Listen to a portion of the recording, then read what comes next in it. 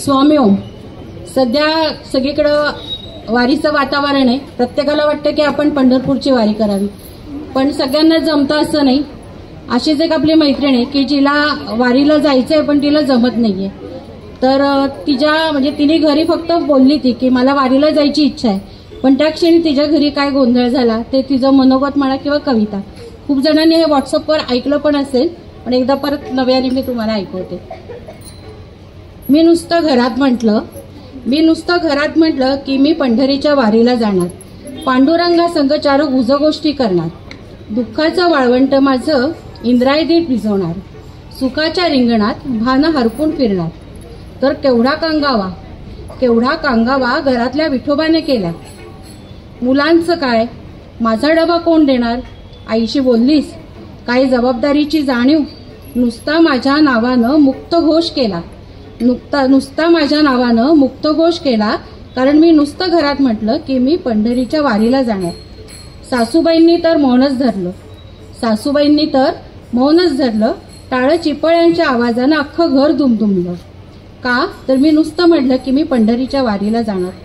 छोटी मुक्ताई वाट अडवून उभी राहिली. मोठ्या जणीनं व्याकुळ नजर दिली. आईच्या टाहोचा एकच गजर झाला कारण मी नुसतं म्हटलं की मी पंढरीच्या वारीला जाणार. दारातली तुळस थरथरली. म्हणाली, अगं पाणी कोण घालणार. कपडे वाळत घालताना मन कोण मोकळं करणार. रांगोळी घालताना नवीन गणित कोण मांडणार. हो, तिनेही ऐकलं होतं. रांगोळीनेही ऐकलं होतं की मी नुसतं घरात म्हटलं की मी पंढरीच्या वारीला जाणार. ती दारातूनच म्हणाली. रांगोळी म्हणाली, तू थांब इथेच, नको करू वारी.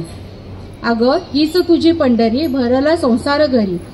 पांडुरंगा हृदयी जन्मोजन्मी सलगी माझी. कळवीन त्याला तुझी सुख दुःख सारी.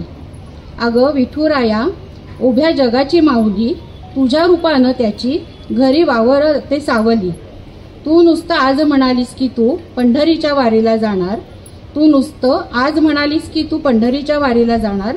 पण अगं माऊली विना हा गाभारा मात्र रिता राहणार. नको जाऊस हीच तुझी पंढरी.